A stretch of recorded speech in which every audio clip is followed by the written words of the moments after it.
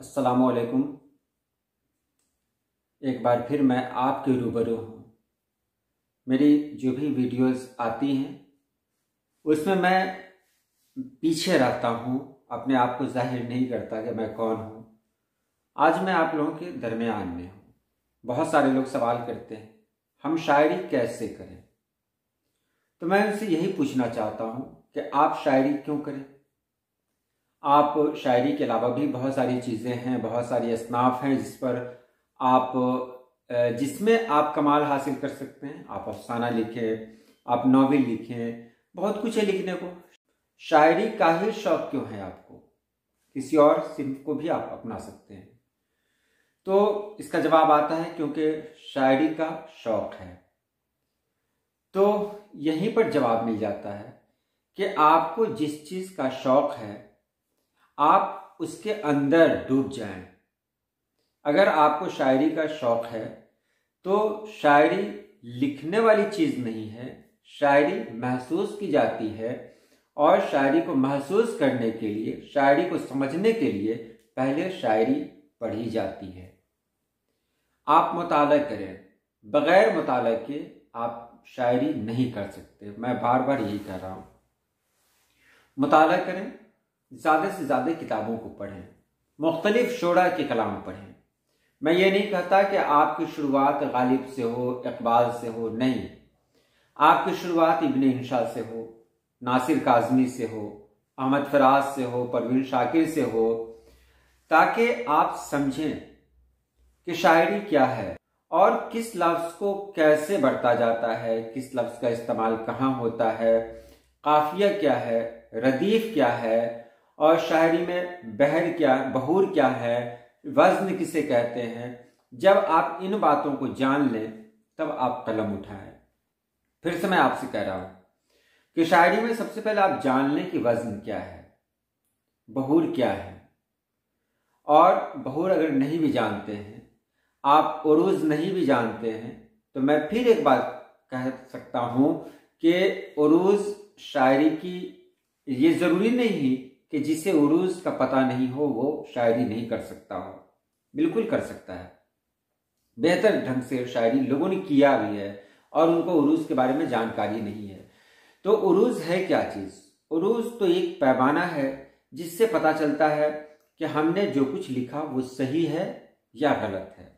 बस अगर आप दूसरों के कलाम को पढ़ेंगे तब आपके अंदर ये खूबी खुद ब खुद पैदा होगी कि आप खुद अपने कलाम के बारे में जान सकेंगे कि आपने जो लिखा वो सही है या गलत है।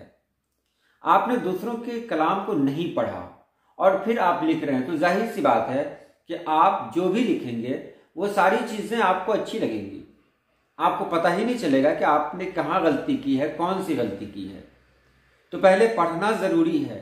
पढ़ेंगे तभी तो एक को दूसरे से जोड़ेंगे, तभी तो एक को दूसरे से मिलाएंगे।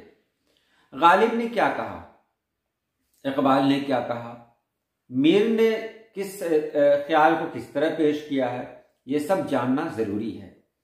साथ ही साथ उरूज़ के बारे में जब मैं बात करता हूँ तो यही कहता हूँ कि उरूज़ जानना ज़रूरी नहीं है। बहुत सारे लोग ऐसे हैं जिन्होंने उरूज़ के चक्कर में शायरी तर्क कर दी, क्योंकि उरूज़ कोई आसान खेल नहीं है। इसे समझने में उम्र बीत जाती है। कहाँ पर फेलून का इस्तेमाल होगा, कहाँ पर फाइलून का इस्तेमाल होगा। और बहुत सारे शोरा ऐसे हैं जिन्होंने उरूज़ की जानकारी नहीं ली, लेकिन उनके कलाम में इतनी पुख्तगी है क्योंकि उन्होंने मुताला किया है, तो इसका असर उनके कलाम में झलकता है कि अब जब हम उनके कलाम को पढ़ते हैं तो उनके कलाम हवाले के तौर पर पेश किए जा सकते हैं। बहुत सारे शुरा हैं, मैं नाम नहीं लूंगा। तो ये खूबी कैसे पैदा हो, मैं फिर आपसे कहूंगा, जब तक आप 10-20 शुरा को नहीं पढ़ेंगे आपको पता ही नहीं चलेगा कि शायरी है क्या चीज़। शायरी को समझें, शुरुआत कहाँ से करें। एक सवाल और भी आया था कि शायरी सीखने वाली चीज़ नहीं है, शायरी सीखी नहीं जा सकती है, ये तो खुदादाद है। बिल्कुल सही है, शायरी सीखी नहीं जाती है, लेकिन मैं यही जवाब देना चाहता हूँ उनसे कि कोई भी चीज़, बहुत सारे लोग हैं जिनके अंदर गाने की खूबी है, मतलब मुख्तलिफ शोबों में बेहतर कारकर्दगी दिखाते हैं, बहुत अच्छा करके दिखाते हैं, उनके अंदर वो खुदादाद सलाहियत होती है, लेकिन उस सलाहियत को निखारने के लिए बहरहाल एक उस्ताद की ज़रूरत पड़ती है। लेकिन कब? जब आपको लगे कि आप बेहतर कर रहे हैं तब। बहुत सारे लोग कलाम भेजते हैं मेरे पास, बहुत सारे लोग तो ऐसे हैं जिनके पास, जिनको ये भी पता नहीं कि काफिया किसे कहते हैं, रदीफ किसे कहते हैं। बहुत सारे लोग ऐसे भी हैं जिन्होंने मुझे अब कलाम भेजे और यकीन मानिए उनके कलाम को पढ़कर बड़ी खुशी हुई, क्योंकि कहीं से कोई खामी मेरी नजर में नहीं आई। तो ऐसे लोग भी हैं। तो आप सोचिए, वो जिन्होंने मेरे पास कलाम भेजे, अपने कलाम भेजे, जिनके कलाम में कोई खामी नहीं होगी, तो ऐसे इंसान की सोच क्या होगी? वो इंसान एक तामीरी सोच का मालिक होगा कि उसने जो कुछ लिखा है वो उससे बेहतर की सोच में होगा कि इससे बेहतर कैसे हो सकता है। यही सोच सबके अंदर होनी चाहिए कि हम बेहतर से बेहतर कैसे लिखें। तो मैं फिर आपसे कह रहा हूं, शायरी की शुरुआत कैसे करें? तो ख्याल जबरदस्ती नहीं लाए जाते, ये इल्हाम होता है। हम बैठे रहते हैं, कोई चीज अचानक हम पर असर करती, कोई ख्याल अचानक हमारे जहन में आता है। ये हमारे आसपास जो वाकयात होते रहते हैं, ये वाकयात हमारे जहन पर अपना नक्श छोड़ते हैं। ये वाकयात, इनमें कोई एक वाकया ऐसा जरूर होगा जिसने हमें अंदर तक हिला दिया होगा, जिसका असर हम पर बहुत अजीब तरीके से हुआ होगा। तो ऐसे ही ख्याल, ऐसे ही वाकयात जो ख्याल बनकर उभरते हैं, वही तो शायरी होते हैं, वही शायरी कहलाते हैं। तो शायरी करने के लिए आपको हर चीज पर गहरी नजर रखनी होगी, और ख्याल कहाँ से आते हैं ये जान लें। एक तो हमारे आसपास जो वाकयात होते रहते हैं, ये भी एक जरिया है, और दूसरा जरिया ये है कि हम बड़े शोरा के कलाम को पढ़ें। अगर आप 8-10 कलाम को पढ़ लेते हैं, तो देखकर किसी का कोई शेर आपको पसंद आ गया, तो उससे क्या होगा कि आपको एक तहरीक मिलेगी, आप कुछ बेहतर लिखना चाहेंगे, आपके दिल में ऐसा आएगा, ये ख्याल आएगा कि आप भी ऐसा कह सकते हैं। तो आप शुरुआत करें, लेकिन पढ़ने के बाद। उसके बाद क्या होता है कि जब कोई मिसरा आपके जहन में आता है, पहला मिसरा जो होता है वो इल्हामी होता है, याद रखें। वो अल्लाह ताला की देन होती है कि वो अल्लाह पाक पता नहीं कौन सा मिसरा कब उतार दे, कभी कभी 2 बजे रात में, कभी कभी 4 बजे सुबह में, ये सब कुछ होता है। ये ख्यालात इस तरह के आते हैं। एक मिसरा, पहला मिसरा जब आपके जहन में आ जाता है ना, तो समझिए कि आपका काम बन गया। मेहनत पहले मिसरे में है। जब पहला मिसरा आपके जहन में आता है, उसे कहीं पर नोट कर लें। नोट करने के बाद आप क्या करें, उसमें काफिया और रदीफ की पहचान करें।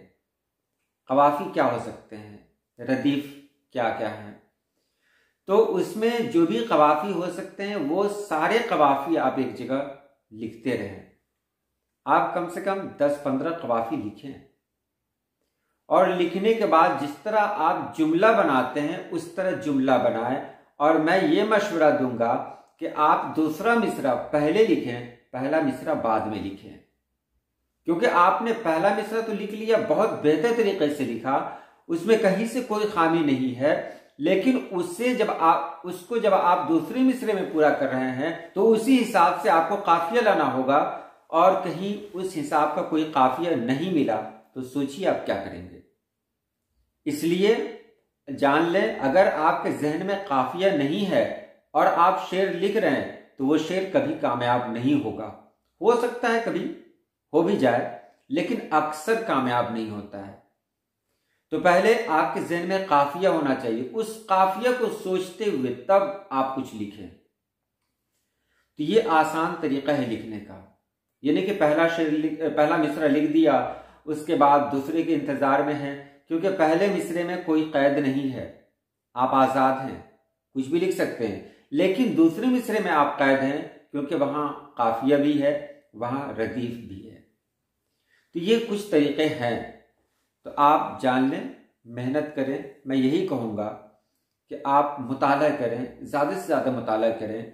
आप रेख्ता पर बहुत सारी गज़लें हैं, आप वहाँ ऑनलाइन पढ़ सकते हैं, और भी वेबसाइट पे बहुत सारी गज़लें हैं, लेकिन हर वेबसाइट को देखना ये भी सही नहीं है, क्योंकि बहुत सी वेबसाइट ऐसी हैं जहाँ गज़ल को सही तरीक़े से नहीं लिखा गया है। गज़ल है, कहीं पर ये खामी है, कहीं पर वो खामी है, कोई लफ्ज़ कोई हर्फ छूट गया है, तो इससे शुरुआती दौर में नुकसान हो सकता है, क्योंकि आप पहचान नहीं कर पाएंगे कि कहाँ पर कौन सी गलती रह गई। तो मैं यही कहूँगा कि आप मेहनत करें, मैं हूँ, और अगर आप भेजना चाहते हैं, कुछ भेजना चाहते हैं, तो आपको इन बातों पर ध्यान देना पड़ेगा, तभी आप भेजें। पहला ये कि आपका कलाम बहुत ज़्यादा हो तो 5 अशार से ज़्यादा ना हो, क्योंकि मैंने देखा, मैंने कहा कि आप एक गज़ल इस्लाह के लिए भेजें, और एक साहब ने जो गज़ल मेरे पास भेजी है उसमें 22 अशार हैं। तो आप क्या समझते हैं, बताइए। मेरे पास ऐसे 50 कलाम हर दिन आते हैं, क्या ये मुमकिन है कि मैं सबकी इस्लाह कर सकूं? अब उनके जो कलाम को मैंने देखा कि उसमें 22 अशार है, अब सोचिए मेरी क्या हालत होगी। तो अगर आप इस्लाह के लिए चाहते हैं तो फेसबुक पे भी डाल सकते हैं। फेसबुक पे भी निगाह मुजफ्फरपुर पेज है, वहां आप मैसेज कर दें, आसानी के साथ वहां मिल जाएगा।